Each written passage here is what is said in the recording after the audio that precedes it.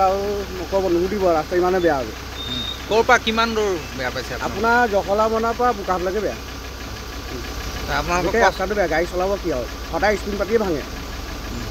কষ্ট ইফালে বচালে সিফালে গাত পৰে সিফালে বচালে সিফালে গাত পৰে কি অনুৰোধ কৰিব চৰকাৰে